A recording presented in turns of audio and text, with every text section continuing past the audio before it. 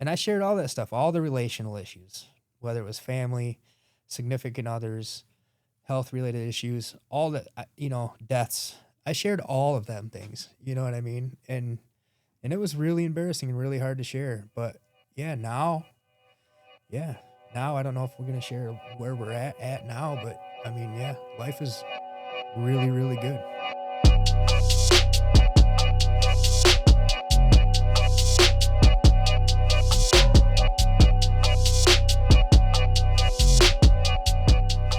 Welcome back to the Level Up Life Muscle and Mindset Mastery. You're tuned in for part 2 of this episode with Derrick, Percy. If you listen to the first one, you know we talked a lot about their culture inside. But want to highlight, not everybody that is an ex-con is a liability to the community. Me personally, I've had people tell me that I'm an asset to the community, and these two gentlemen right next to me are also that. They're also assets to the community. So, Derrick, tell me a little bit about what you do now, and yeah. So I guess on that, I knew what I was up against. I knew that, not the percentage of us that prevail in the long run is so little that you're going to have to take your time and prove it. And now that I've become really good at being me and I've proven that to who I need to, I just try to put the pressure in all the right areas or where I think they are, So whether it's whatever minimal social media I have or the local rehabs, partner up with people, try to start businesses to employ addicts to just to show them that there's a chance, relate to them, and tell them that, it's never too late. I started over from less than zero at 42 years old, so, you just try to show that it's just doable, so. Yeah. What about you, Percy? So one thing I want to share in regards to what Derrick shared about addiction. So one moment I had with a bunkie, Mr. George Fisher, and I'll share his name because he's transitioned a very long time ago. He said when he was locked up from 1975 to 1980, he didn't use anything. He didn't smoke cigarettes. He didn't, smoke marijuana. Cocaine, heroin was pretty prevalent. He was at a lower security, so, yard pass, they had everything, liquor, everything. And he said he didn't use the entire time. He said his sisters came to pick him up, still felt fine. They got off the expressway. They turned on 7 Mile in Detroit. His eyes instantly started watering. And after 5 years of being sober and clean, he felt like he needed to go get it. And I'm saying that to say that, from an addictive standpoint, people don't understand clinically that there's a lot of psychology and a lot of things that go on mentally, emotionally that is so uncontrollable for people who have gotten to a place where their daily lifestyle, habit, behavior has been all about the use to the point where mentally and emotionally it's tough, that we have to be better at looking at and examining those psychological pressures that we can't communicate. This person didn't use for 5 years. When it was all around him. And it was all around him. As soon as he got back into the environment, Yeah. his hands were sweaty, his eyes were watering, his body, more so from the psychological aspect, was instantly craving to get high. Yeah. So clinically, we can be better systemically in how we examine addiction. Yeah. Yeah. For me, I've been out 22 years now, and it's been an interesting process. When I was released December 31st, 2004, you couldn't find a job. You couldn't find a resource. It was insanely polar opposite of what we see today. Men and women are getting out today and finding success at very high levels, which we should applaud. Back then, it was so tough that, a lot of people, and this is where the recidivism rates increased and increased because people couldn't find outlets to take care of themselves. They couldn't find any economic places to support themselves, that they went back to the same behaviors or even worse that they had before they went to jail and prison. Then it becomes survival. Because it became survival mode. And thank the Lord that we now are in a better place where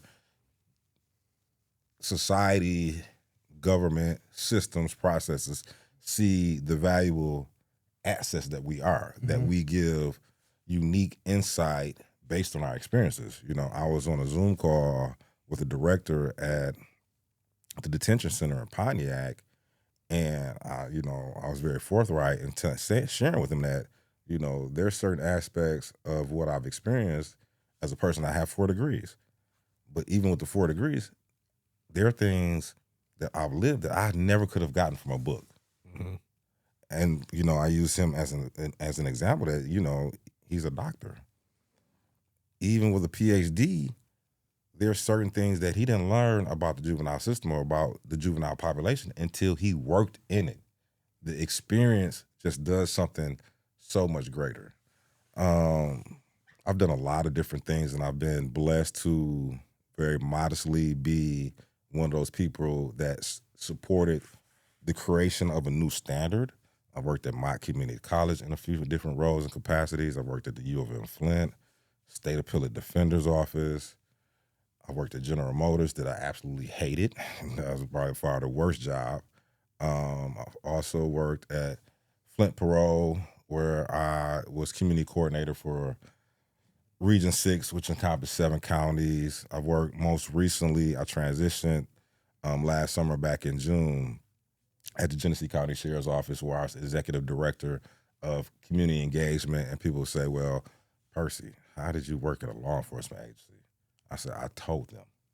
And, I tell people very seriously and humorously that systemically, every agency, especially a human service agency, which a sheriff's office is, because they're not primary, but one of their bigger focuses is supporting and serving the community, keeping the community safe. How better do you do that when you have a person like Percy that can create healthy relationships with the community and law enforcement? I was not there to aid anyway in arrest or anything like that. I was there to be one of the bridges to bridge the sheriff, the sheriff's department, the staff to the community, so we can all work prosperously together, along with the development and the building of Ignite inmate growth naturally and intentionally. I've also worked as a contractor for the National Sheriff's Association, have my own nonprofit, Fair Voting Alliance. I'm an author that sometimes I'm a little too modest in promoting that aspect of my creativity. The book is a book of poetry and writings. It's called Concrete Lies and Abstract Truths. Minus the introduction and what's on the back cover, I wrote the book 100% while I was in prison. The forward is from a gentleman that was incarcerated with me, Arthur Hamilton. He's also deceased now. He wrote the forward of the book. He had a book that he published while in prison. Forgive me, the title eludes me right now. I believe it was Fathers and Sons, if I'm not mistaken. And the actor Danny Glover wrote the forward for his book. It's been a very interesting journey that I am very modestly appreciative of. I've been a part of, initiatives and programs that are now and have been recognized nationally. I was the person that led jail voting efforts in Michigan. If you're in Michigan and you have not been found guilty, you can vote from jail absentee ballot, either in person or through mail. We made Good Morning America for that work. I've been in some national magazines and news outlets for that and additional reasons. And I also, continue to emphasize that greatness manifests when the higher power says it's time to manifest. Derrick just shared that, at 42 years old with only a $200 card in his pocket, he's still very successful today. we could have never predicted when he was going through the court process of when greatness would come from him or for him. It came, but not only did it come, but the work he had to do. Like you gave an example about the gentleman that when you say you go to these places and speak, that they're very appreciative, but they also have to do the work. You did the work, and doing the work, there's still so much education that we can give to so many groups across the board. Like I was also sharing with the person from the juvenile detention center, we have to be so much better with our juvenile population. 85% of juvenile offenders are in prison by the time they're 25. Yeah. There's no such thing as school to prison pipeline, because for anybody that enters a prison, you first have to go to a jail. So where's the intervention before this young person was arrested? Yeah. Where's the intervention when this first person went to the juvenile detention center that could have directed him or her from this path of prison? There's still so much education, and I won't and will not minimize all of the great things and efforts today, but there's still some work and gaps we can fill. Yeah, if I could say on the education process, it's like how we, we're so compelled to focus on the problem versus the solution. This one's tricky because we do that, but the problem is actually before the solution, right? It's like, not to get political about it, but we spend so much money on the war on drugs and something you're not going to stop. Right.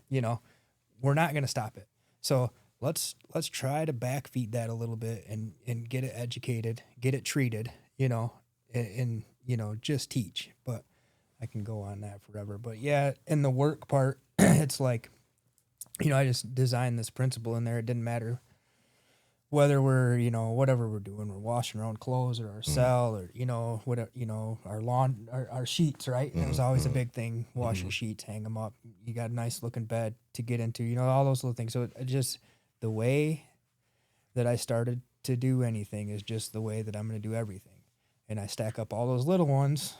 And then, by the time I got out, I just had this routine and structure that was instilled in me that nobody can take it away. Right. No variable, no hiccup, no nothing. You know what I mean? As long as these things all go, something's going to come of it. But I think belief in self yeah, is a major driver. And I think that, I don't know that sitting time does that for everyone. Yeah. It's those little micro moments that we're in our heads while we're inside. Yeah. That we decide kind of what. So I made the decision inside that I don't want to learn new ways to reoffend. Like dude's trying to teach me how to cook meth. Yeah. I don't want to know. I don't know. I don't want to know what your recipe is, Heisenberg, whatever your name is. Yeah. I don't want to know because I'm going to get to a dark place. And if I know that, I might abuse it. Yeah. So I made an active effort inside, but when I got out, it was, still trying to work the system a little bit. And it took me another time getting in trouble. Mm-hmm. And then I was like, fourth habitual, VCS second enhancement on a drug charge. And I was like, they dropped the fourth habitual, but I got the VCS second enhancement. And I'm like, what am I doing? Yeah. Like, is this what I want my life to be? Yeah. And then I had the guidance from, luckily this was around because I was opiates and heroin. That habit's really hard to break. I was plotting literally after I overdosed in January of 2016. I still used. I tried to manipulate the system, and my thought process was if I turn myself in, they're going to give me a PR bond, and I got this money at home that I can go right when I get home and get dope. That was my plan. They said nope. And I just got blessed with the fact that Midland has a recovery court program that literally said, do this program. It was 3 phases at the time. You do this program, you go through this, you graduate, no prison time. So I literally spent 103 days in jail. 81 1 out of my 90 days in rehab, they let me go right before Christmas. And, you know, that program's what saved my life, because it gave me structure, right? And that's why I thrived in prison. And that's why a lot of these juveniles do so well while they're inside the detention centers, is because they have provided structure. Yeah. So once I learned that, you know, and people laughed at it at the time, but we had these daily planners. We had to write our schedules out. It's like, this is stupid. You know, I took that into my heart, and I was like, this is going to benefit me. Yeah. Time optimization. Okay, how can I apply this to my business? How can I apply this to my entire life to make myself even more productive? So I took all these bits from the recovery court process and just ingrained them into my life going forward, which has allowed me to achieve the level of success that and accomplish the amount of things that I do, is because I'm very efficient with my time. But my point of like the structured bit is we need it for us to achieve success, I feel like.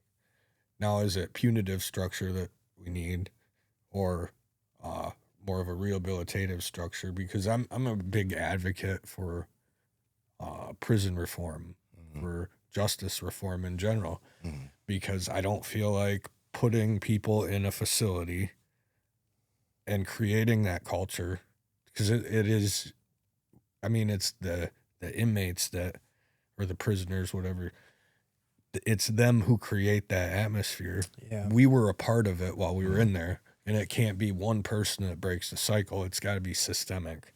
One of the biggest things is that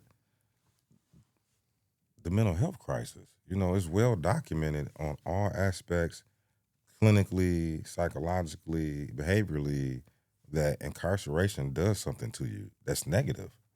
You know, so if I am suffering from PTSD from my community behavior, whether it's addiction, whether it's gun violence, whether it's domestic violence, whether it's robbery, whatever it is, if I'm suffering from PTSD from those moments, and then I go into a jail that creates more PTSD and creates more mental health struggles, then I go to a correctional facility, a prison, and spend whatever amount of years and develop more PTSD. Potentially, we have some really damaged people that, if we had different interventions and services to bring out the greatness and the uniqueness in all of us, that we don't have all of these very traumatic moments that people are struggling with. You know, not every consequence has to be a negative one. Sometimes they can be positive, regardless of the initial action may have been negative, but the consequence for especially moments with juveniles that aren't hyper severe, we don't need to send kids to prison. That's not the best solution, especially for minor offenses. Yeah, these programs are great, but I want to say something. So yeah, the PTSD aspect of it, right? It's like, after I was clean for a couple years, things would still happen. You know what I mean? Wake up in the infirmary, hit with a lock due to mistaken identity, or whatever the case was. You know what I mean? And you'd just be like, well, why? You know what I mean? Why am I going to just keep doing this if these are, you know, the life doesn't seem to be changing that much, you know? So, but the point is that I just kept going, and then eventually it did level out. And now when I have those things, I'm like, I don't know how healthy this is or not, but I'm like, if it gets real bad, I'm like, okay, I just got to help somebody. You know what I mean? Because by helping somebody, I help myself, you know? And one of the greatest quotes that I go by, you know, by teaching, we learn twice, right? So, so yeah, that's a reinforcement. Yeah, you can turn your negative PTSD into a positive, even if it's not initially psychologically the correct way to do it. It just seems to work for me. So that's exactly articulated in a better, I would say, better way than I do usually. But I just say vulnerability is strength. Yeah. When I can Yeah. share my weaknesses with others, It empowers them. it empowers them to share theirs, and we grow together. And it makes right? us stronger, right? Mm-hmm. Like when I share something, like I'll say, since we're on this point of it, where when I share something that seems like I can't, after it's done, it's like, yeah, I did, and it didn't turn out like I thought. You know what I mean? I don't seem like I'm being judged like that. Mm-hmm. I'm sure we'll probably get into something else, but if not, I'll speak further on that later Yeah. because it can definitely help a lot of people. So. Yeah, and part of the detention center program that we do, just in the beginning, we go in, we start, right? And I go around the room, or was, whoever's in there at the time, and we ask, are you mad or sad about anything? We ask every individual kid. We give them the floor, right? Yeah. Because the logic behind that is talk about it. Yeah, sure. If you're not comfortable, you don't have to. That type of logic, you don't have to share anything about that, because if you're not comfortable, we don't want to put you in a position where you feel like you're forced to. And so we stack that, because acknowledging our emotions, mad or sad, verbalizing them, we're giving them skills, right? We're giving them skills to acknowledge their emotions, to verbalize them. Mm-hmm. And then I go back through and I say, what are you grateful for? Okay.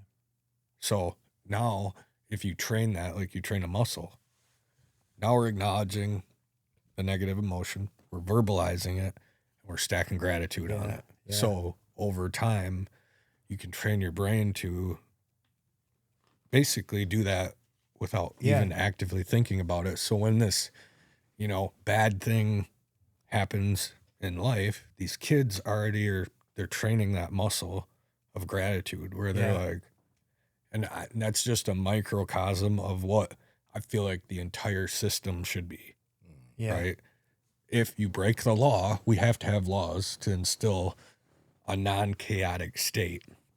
So if you break the law, there should be some sort of punishment. I believe that. But it's like, to get just throwing people in a box and like, there's no, you mentioned the positive consequence. We need to, like, Michigan doesn't have good time. If you got too flat, what's your incentive to even behave well? There's no incentive. You're doing too flat no matter what. So that's where, even good time comes into play. Like, however, I'm not a politician, so I'm an advocate for change. And I feel like the system's broken. I don't know what it is now. Is it like $50,000 to house an inmate? Roughly. I think it's something like that. Yeah, it's about that. So how many inmates are there inside that are in there for marijuana charges? Yeah.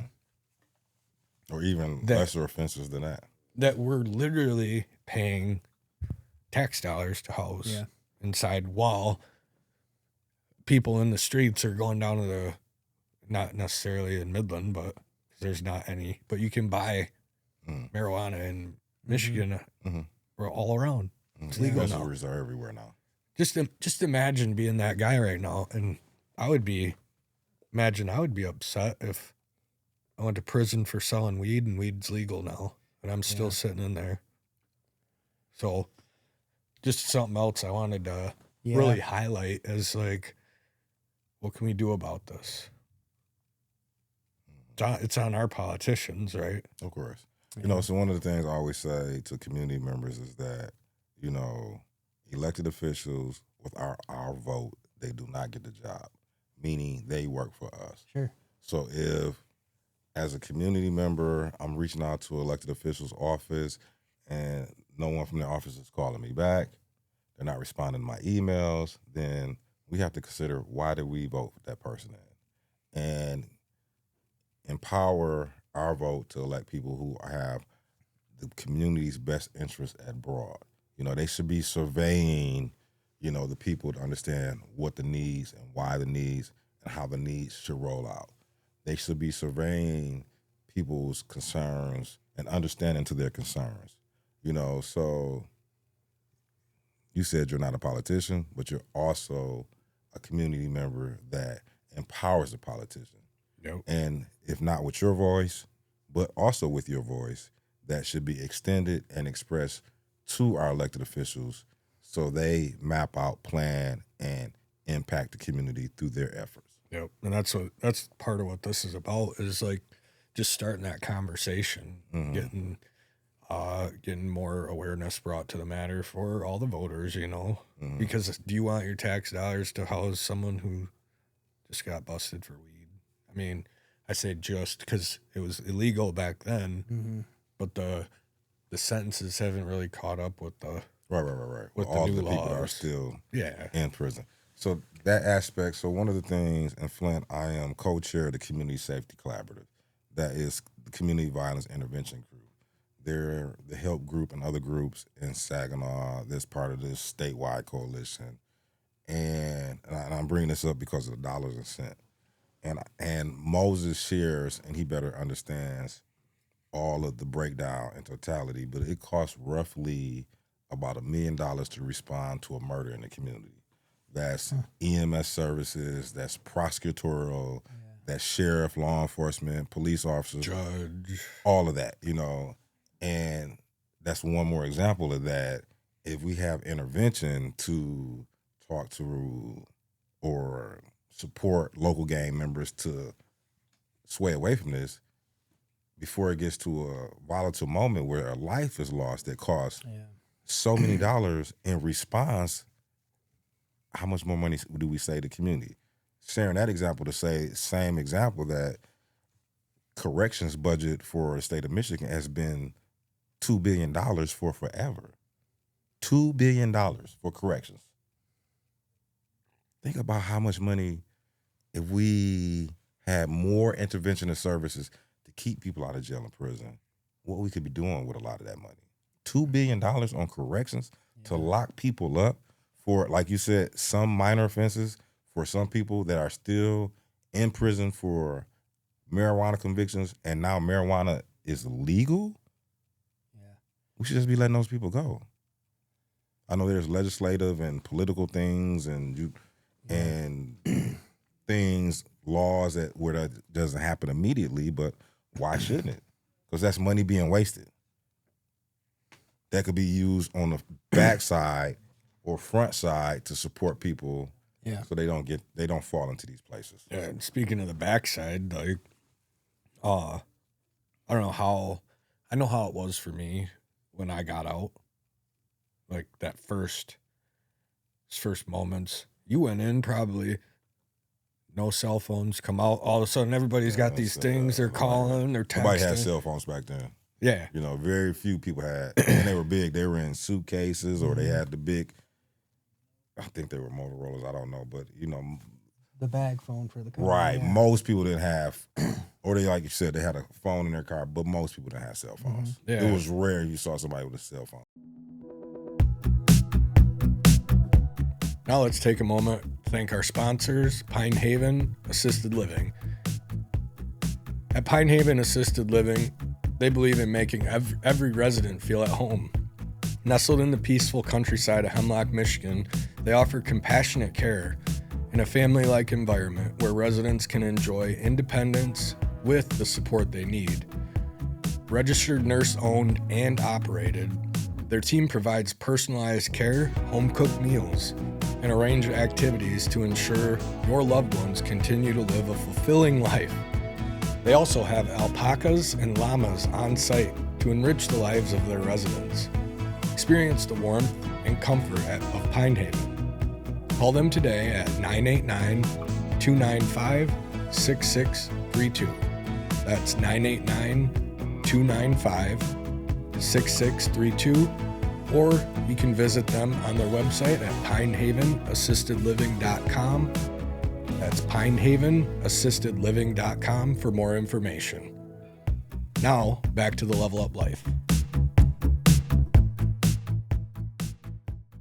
So the reentry point, like you said, also like take that $2 billion, spend some on the front side in prevention, spend some on the back side and reducing recidivism, more programs, whatever it may be. But I really wish a previous guest would have been here because I know he's actually in Flint, owns Millennial Inc. Okay. And does stuff with the parole office as far as reentry with people. So, Is that the one that does the tattoo removal? I'm not sure. His name's Travis Crosley. I'm not familiar with that name. Okay. Good dude. Okay. Anyway, basically, when I got out, I remember the first place that I went was Walmart. Mm-hmm. And it was like just absolute chaos, you know. I'm used to the bright lights, but everybody moved deliberately, and it was like there's traffic. You One knew side, it was like, right? I'm telling you, like organized. And you get to Walmart, and there's just chaos. There's kids running around. There's All right, let's be real. We walked one direction around a track for how many laps? You know what I mean? right. Nobody walked the other way. No, you know what I mean? Dare not. No. So We dare not create that disruption. I remember, like, because there's this arm length rule where I was at in prison, Carson City. You don't come within, this is your bubble. Like, you don't approach people without permission, you know, all those things. But there were people, like, getting this close to me, and I'm like, because I had been conditioned because of my environment to live a certain way and to be hyper vigilant. And it was really challenging to readapt to the world and be like, you know, like I'm standing in line at the grocery, you check out at Walmart, and I'm like, I can feel someone real close to me, and they're just a couple feet behind me, and I'm like, I can't move forward. They can move backward, and I feel weird because I'm like, hey, can you just take a couple steps back, man? I'm really uncomfortable right now. And they don't understand that I just got out of prison, so they're like, what? I still to this day let people go around if I'm in that position, rather than say anything or try to explain anything. Just, you know, just let them go. But so I totally understand that, and I think mine was a little different because of COVID. So it was, you know, people weren't holding the door for one another. You were way more isolated. Yeah. So I think that helped me in a way, but also there was so much crazy things. Like I had the phone that you slid up and typed on when you left, you know, so it wasn't like now. And, so, you know, my family, bless their hearts, you know, they were trying to help me, but they were frustrated, which I understand now. Cause they would be like, I'd be like, I don't even know where I'm at. You know, they shot me to SAG. I don't been there a handful of times working, but that was a long time ago. I don't remember the names of the roads that I grew up at this point. So I'm like, I just don't know where I'm at physically. Like, you know, they can't relate. They're like, well, just use Google Maps. And I'm like, what is that? What is that? What, MapQuest? Right. Like, when I left, we had a, you know, like You we were gotta on a print off. treasure hunt, you know, and turn left at, you know what I'm saying? So there's just a lot in that aspect of it. And then the lanes at the stores, the self-checkout things. But I'll tell you what the craziest one was. The first time I seen a floor waxer cart that you people would drive. Oh, and everybody It's self. just And they coming move at by, me it's by automated. itself. I'm like, what did I miss? You know what I mean? Like, it was pretty crazy. but- Flintstones when you go in, Jetsons on the way out. Yeah, so, and you know, all those things, they seem like seemingly small things, but stacked up, you know, they generate and amplify this already anxiety you have. And it Overstimulation just, too. you know, and I'll say another thing about this. This is why I work closely with people that are coming. I, you know, try to come out, you know, I get the same agent that I used to duck and dodge and run from, you know, he works with me, and we work with these guys coming home and stuff, which is cool. It's all cool. But, you know, like, so a call out, right? Especially the higher levels or controlled movement. Right. You only go to one call out and then you go back home. And then a little bit, you go to your other call out and you come back home, you know? So I'm going to Saginaw Psychological Services and going home. And then I'm going to Kroger and then I'm coming home. And then I'm going to gym and then I'm coming home. Nope. And then I'm going to donate and I'm coming. And it takes me months to realize that I'm even doing this. All these places are, you know, Right. in a block. I could have just went from one to the next to the next to the next. I could have saved myself half a day. And it just, Wow. you know, it took Checking me in back forever, home every time. You know, so yeah, it's it's crazy the things that people don't realize you go through, you know. So, but yeah, that was a little bit of my reentry, and then you know the first few months it was so much anxiety and so annoying, scary, and then the next few months I was like annoyed at how much annoyance I had in the first 3 months, if that makes any sense at all. You know what I mean? So it was like my first year out, it felt like I just wasted it, and it didn't count almost, you know? So, Then there's people around that are like, what was it like? yeah. What was it like? Yeah, Asking questions, and yeah. I just left there. I don't want to think about there. I still got a like, sore hand, you know. I don't. Yeah. You know, I seen the parole board on non-bond. You know, it's like, yeah. So it's crazy. What about you, Percy? You know, we mentioned the phone thing, but it's probably pretty drastic because the time frame you were in. So one of the things that really caught me off guard, the first time I went to the mall, and I was like, everybody has a cell phone. Like I'm walking past like little 6 or 7 year olds, they're holding their mom's hand, but in this hand they're like, yeah. I'm like, why does everybody have a phone? Like I couldn't understand the significance of having a phone in your pocket.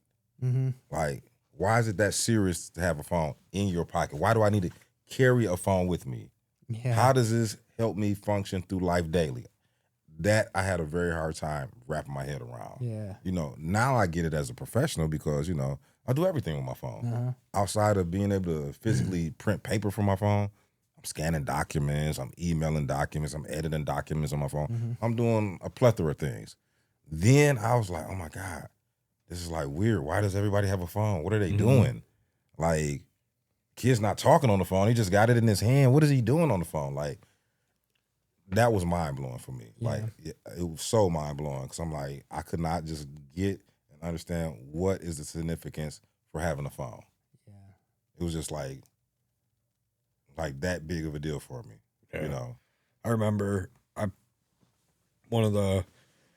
I paroled to my sister's house, and one of the first days I was back, and this is just like trivial, but I was so used to just going to the bathroom in front of everybody and, you know, not actually closing a door. Yeah, her and I were having a conversation. I just walked in there, sat down, and, you know, dropping a deuce. And she's like, shut the door, dude. I'm like, oh. You know, like, I'm not used to even having a door in the bathroom. It was just one of those things like people don't realize. I didn't experience that one because I couldn't wait to do that. Yeah. But, however, the sandals, like I would put my sandals, you know, I wouldn't step off my sandals, not ever once. And I'd get in the shower and be like, yeah, I don't think I got to do that no more. You know? Like, so I still have a hard time just breaking the habit of wearing them everywhere. So. One thing for me that really caught me off guard was that how things so small I remembered. So, you know, one of the things, so I'm, you know, locked up essentially a little more than 11 years, you know, 11 years and a few months basically. And so I want to see what, you know, the community looks like. So, you know, my sisters let me drive, and we're driving around, and I almost ran a stop sign. And she's like, what are you doing? I'm like, when did that stop sign get there? You know, it's a 4-way stop. It didn't used to always be a 4-way stop. She's like, dude, you're crazy. What are you talking about? When did the stop sign get there? Because we lived on this street. Yeah. I know there wasn't stop signs on the north and southern corners. Sure. You know, she like, dude, what are you talking about? She's just used to it, too. Right, because it's not something you would ever think about. Yeah. But being gone and being away for so long, it's like a major thing to me. Yeah. Like, I remember clearly there was no stop sign here. Yeah, roads had moved, bridges had been, it's crazy. Like, and you notice all those little things. Like, man, where'd that house come from? That building gone or built, you know, all those little things you remember. Yeah. And people, you know, just in a daily act, they don't think about those type of things. You wouldn't. Yeah, and I think that's why people who spend, like, we're talking decades, like 20, 30, 40 years, they just, and even more, the person who goes in at 20 is paroled at 80. Yeah. Like, how can they? That's what my bunkie that did 44, you know, panicking before they left. I was like, man, I don't know what that's going to be Well, you've seen the movie Shawshank Redemption. Sure. Isn't that the one where he gets out and Brooks, he just hangs himself. yeah, because he Can't do it. Yeah. Yeah. I mean, like, I feel like a failure of the system, too. Because when you throw someone right out after that, that's institutionalization at another level. That it's hard to really. That's one thing I will say, the reentry thing, I don't really remember him doing anything for me as far as like, Psychological. yeah, no, I don't really remember anything, you know, like, hey, so-and-so will be here on this day, go to your agent and then go to where you're staying or whatever, you know, it's like. No direction. Yeah. You're just, I mean, and there's people like you guys who are helping people who, and Travis, that I'm sure a ton of other guys that are doing this, girls too, that are helping people transition because it is a problem. Yeah, that's why I fight so hard for these guys, because I know what it's like, you know.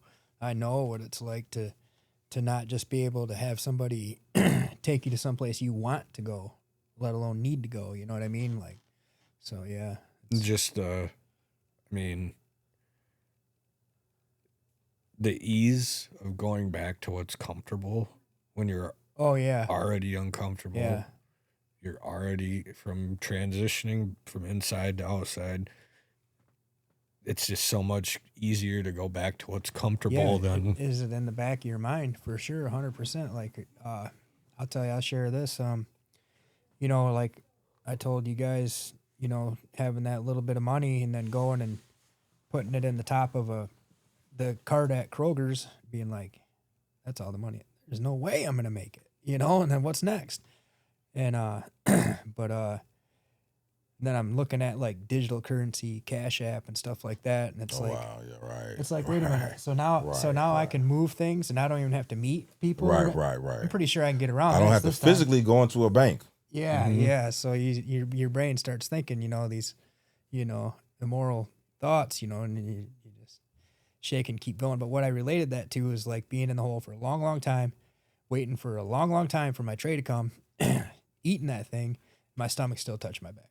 And I'm like, and the tray's not coming for another long, long, long time. And I'm like, there's no way I'm going to make it. And, you know, you didn't have a choice, but you just kept implementing the pressure and you made it, you know, so that's how. But yeah, I know what it's like, you know, and I was blessed pretty well, you know, with my brother and my sister-in-law, which I had never met even before I got out. So, you know, but still I was going to share about this. I'm really curious. How was that like, developing a relationship with your sister-in-law and you had never met her? Oh, it was hard. I can imagine. It was hard, man. It was really, really hard. You know, they don't understand you. You don't understand, you know, they can't. I don't want them to understand what I'm coming from, you know, but, you know, it's like you have all these things and they don't understand your program and how you're staying sober, and, you know, you have to do these things or else something could fold, and, you know, and you could wind up back. First of all, I don't know if anybody can relate to this or not. I felt like for the first while, I felt like I was going back to jail at any time. I just felt like there's going to be some fluke violation or fluke something's about to happen. Something's about to happen. I'm going to get locked back up. I had that feeling all the time. So I can relate. It could have been, you know, it could have helped me, you know, kept me tight. But yeah, that was really hard. First of all, you're masculine. You're so embarrassed, right? Like I'm staying in this teeny guest room, right? And that's what I was going to say is I shared, let me say this and then back up. Is that okay? Yeah. So I hear a lot of things, you know, I don't know if it's jealousy, which is hate, right? But a lot of things. Oh, gee, Sonny, it must be nice. You know what I mean? Your life looks like a highlight reel, you know? And let me be clear, you know, right now, yeah, it kind of does. But also, were you there to say it must be nice when I shared all those things about, you know, staying in my brother's spare bedroom on a little bed? You know, it wasn't even a spare bedroom. They moved my niece's stuff out in with, you know what I mean? Like, how embarrassing, right? Right. And then migrated down to the corner of a basement and then went to another teeny room and migrated down to another teeny corner of a basement before I got my home, you know, building the business, trying to go to the meetings, doing 2 a.m. service calls, get home dried up, warmed up, just to turn around, do another 5 a.m. service call. You know what I mean? Like, And I shared all that stuff, all the relational issues, whether it was family, significant others, health-related issues, all that, deaths. I shared all of them things, you know what I mean? And it was really embarrassing and really hard to share. But, now I don't know if we're going to share where we're at now, but, I mean, life is really, really good. They didn't see the downtime when you were down and but I did share it and- on the I never made that Facebook account until a couple days after I got out, and I was like, this is going to be part of my story. This is going to be part of it. I'm going to share all these, these harder times and these struggles on my way, and that's how I'm going to help reach people. And it was all a design, but, and then obviously nothing goes as planned, but, we're here. And now as I approach 9 years clean, I got surrounded by a bunch of big, beautiful people, and, things are great. I have developed a life in which I do not need a vacation from. Yep. I am happy. I am fulfilled. Love what you do. Yeah. Yep. So It's awesome Yeah. stuff. And I can relate yeah. to all of that, like pretty close on the clean time too. Yeah. And I mean, it's just been, I stayed at my mom's, Yeah. I didn't have a license for the first 6 months Yeah. till friend was like, you need to just go set up payments with the state. And I was like, I can do that. I didn't know that. Nobody told me that until they did. So I went down and they're like, here's your paper license. Just carry that with your ID. I was Yeah. like, what? Yeah. And then just stacked little wins, little Yeah. wins, little wins, Yeah. little wins. Same with my business. People, say what they want. I started off, this wasn't my primary source of income. Yeah. I started out, charging barely anything. I got 4 clients. Brian Patrick was luckily he had a gym. He allowed me to train. And then while I told him everything. I'm in drug court, man. I have X amount of felonies. This is my life. This is what I'm doing. But this is what I want to build. And this is where I'm going to work. So I told him. Over time, he, wore him down and he hired me. But then I had Matt Smith say, Yeah. I think you know your stuff. I'm going to send you some people. He believed in me and I just stacked wins. Yeah. Very good. Got people some results. They told their friends. Yeah. They told and it just Sure. slowly grew to what it is today. Yeah. But that's the key component, right? So getting back to and sorry to interrupt You're you, fine. getting back to the environment and reentry and all of that, Yeah. reintegrating for me on this last time was aided by, I was in rehab. So I got my first charge in 05, second charge in 07, violated my probation, went to prison in 08 after SAI boot camp, got out of prison December of 09, then overdosed. It was January of 16. So there's a period in there that I didn't get in trouble, but I wasn't not using. And all this time passed. I never, I have a documented with the legal system substance abuse problem, and I never had been court ordered to treatment. Yeah. I always tried. I was like, I need to go. I get on the line and they're like, funding takes like an hour. And I'm like, I'm just going to go get high. I'll call on this when I'm high. And then it wasn't a priority anymore. I got 2 things real quick. Get back on on that driving thing. One of my conditions of parole was not to operate a motor vehicle because I, would just outrun them so much and somebody got hurt. And it's a long, painful story, justified. But in that sense, it means that my brother would give me a ride to report for my first few months. God bless, because I didn't know where I was at. So God bless him and his, he didn't, he took a lot out of his day to do that. But, and it was every other week or something. I had to report a lot because I wasn't supposed to be out yet because of the appeals. Nobody wanted me home. I was told that. So in all inclement weather for 2 winters, I would ride a bike, or, I rode the rubber right off this one set of tires, and I would, I'd push it through the snow until I found a road that was clear enough to pedal it for a little while, and then put, you know what I mean, to get to all these appointments and meetings and stuff, because I knew that's what I had to do. But yeah, so that was really hard. You did what it took, though, right? Yeah.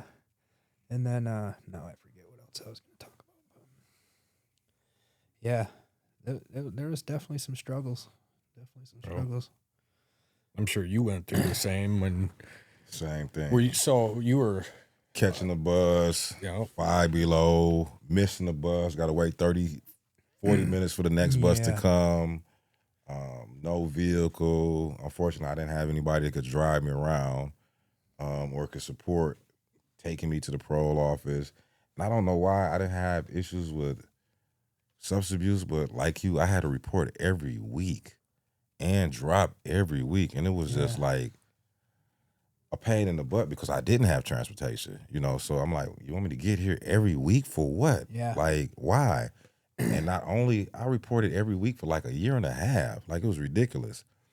Then I had all this ridiculous restitution that I couldn't pay. I had like $11,000 in restitution I could not pay. So they extended my parole. I did 3.5 years on parole. Man, them early years were tough, man. They were really tough, And then it's hard to communicate with people because they don't understand the embarrassment part. They don't understand that you're trying to work through the embarrassment because, you should be in a different place in life. You're in your 30s and 40s and you're basically like an infant. You don't have anything, in my case, staying at my mom's house with nothing. Right. I got You're friends frustrated. that are doctors and Exactly. they have families, and here I am, like, just got out of prison. With zero. Yeah. Like you said earlier, with less than zero. So you're navigating, looking at how to find your niche and space in the world without, like, letting it make you crazy. Mm-hmm. Then, again, you have all these different places you have to go. You have the parole office, which is much better now because, parole officers in Michigan are way more supportive than when I was on parole back then. And, and the parole officer's like, well, these are your conditions, just follow them. I'm like, dude, I don't follow them for what? I don't think I had my first beer until I was out like 4 years. Because I had, like you, I had just had anxiety about, man, can I safely just have a beer and it be okay? And it didn't help. It might have helped that also, I had to report every week. Like, it was just crazy, My thing was like, and I've been like, well, opiates are what's always gotten me in trouble, so I can drink. Mm-hmm. So I was on parole, and I had a 12-month parole, so it was just like once a month, come in, and I would go in drinking most of the month, and this didn't start that way, but I found out I could manipulate the system to some extent. And I remember one time I was in Wexford County, Cadillac, reported to my parole officer, and had just gotten in a bar fight. I come in, my lips all like, my whole hand's purple. He just looked at me. He's like, I'm not even going to ask. Right. Can you pee clean? And I said, yep. And he just marked it on the sheet. And socially, like you said, you got into a bar fight. Those aspects are hard, So I was released on that Friday. The following week, no, excuse me, it couldn't have been a follow. Following 2 weeks later, I was a student at the college. That's my first step into the journey, and just being in all these awkward places. I'm on a college campus where there's about 9,000 people. It feels like everybody's staring at me. I can't relate to anyone. I'm like, I'm starting to feel this sense of paranoia now. Yeah. Because socially on the campus, there's such a disconnect with me and the people, and you don't have anybody to help you associate with those social schemes. It is insanely tough, Then romantically, you start to look to dating. You don't even know what to talk about. Yeah. Like my whole life has been for the last 11 years prison. I don't know what to talk about. And do they You know? want to? Is that the first thing you come out with? Like, hey, I did, and I don't even know if that helped. Some women were okay. Some were like, I don't ever want to talk to you again. You just got out of prison. Like, it was all over the place. That's a very good point. I struggle with that still to this day. I got a job with some really good people. This was like, you don't know when to put it out there, right? It's like, do I just take a chance and ruin the whole thing before it has a chance and tell them what's up, or do I wait a little while? But then it's almost like you're living this false, you're lying. Almost feels like, you know what I mean? And so then it's like, so when do you say it? When do you share it? You know what I mean? So it's kind of like a case by case basis, right? That's why that's another reason I use social media. So let's talk about that feeling of everybody staring at you, huh?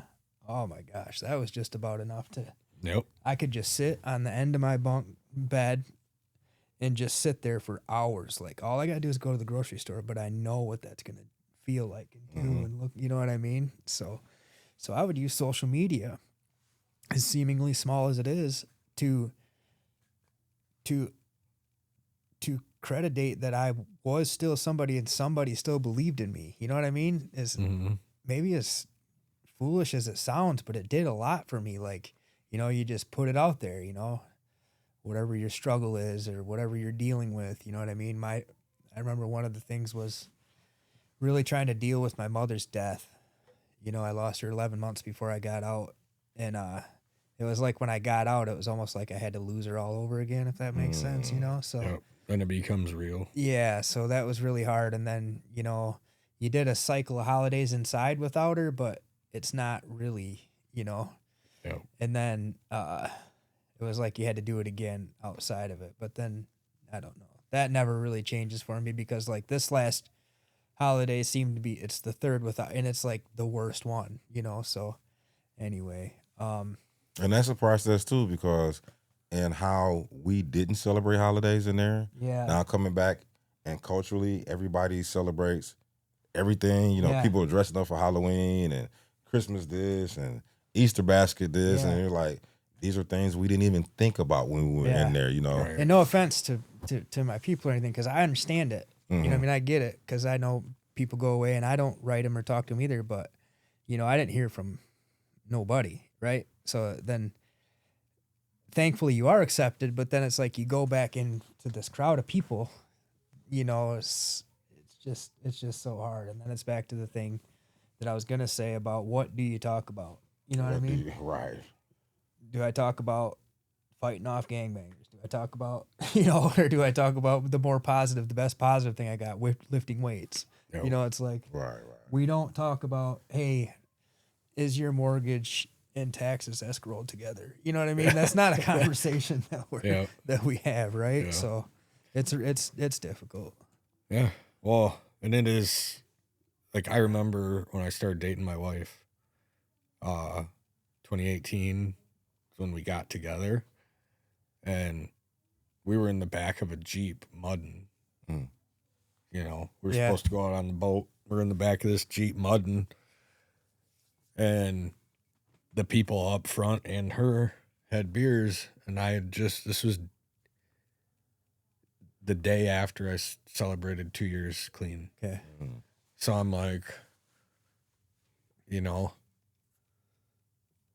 everybody, they're all drinking, and not for one split second was I like, and I can say this with an honest heart, I didn't have any desire to drink. Yeah. The first thing I said to her when I seen them drinking was, I'm in recovery, I don't drink. I'm an open book. Yeah. I can tell you anything about my background, because I wanted to set the tone. Like, yeah, right. Here I am. Ask me questions. I'll tell you honestly whatever you want to know. Yeah. So over time, it was like a trickle effect. That first night, I'm not like, I spent 2 years in prison and I overdosed and, all of it. But that's what I was going to say about using the social media to kind of put it out there before I even, am introduced to somebody or go to a place to speak or whatever, But yeah, so correct me if I'm wrong. She's a normie, Mhm. right? So which I am with now as well, which is eccentric information, right? Mm-hmm. But she works in the healthcare field, so at least she can wrap her mind around it. But they don't ever really fully know, you know? They don't understand the Yeah. depth to it, but I explain it to my wife because I remember first week, 2 we were dating, drive out to her house and, we're sitting outside enjoying, it's summertime. We're enjoying the nice weather and she's having it's the craziest thing that I can remember all the details so vividly. She had a summer shandy, Sam Adams, and she had drank all but this much of it, 1 bottle. Still Yeah. had 5 in the fridge. And this is what started our conversation openly about like the difference between myself being an addict and her being a normie was Yeah. I couldn't stop right there. Yeah. Because I walked it out to her. She's outside. I came in to get some lemonade or tea or something. And I walked it out. I'm like, "Do you want this? It's getting warm." Yeah. She's like, "No, you can just dump it." And I was like, Yeah. That weird thing that, that your body actually doesn't, or your body and mind doesn't crave the rest of that and what's left is mind blowing, right?